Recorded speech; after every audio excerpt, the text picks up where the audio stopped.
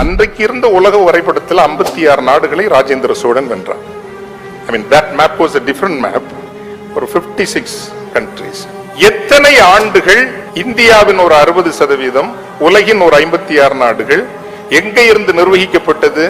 கங்கை கொண்ட Cholapuram. How many years? யாரா சொல்லுங்களேன், ரொம்ப சந்தோஷப்படுவேன். 196 years. 196 years.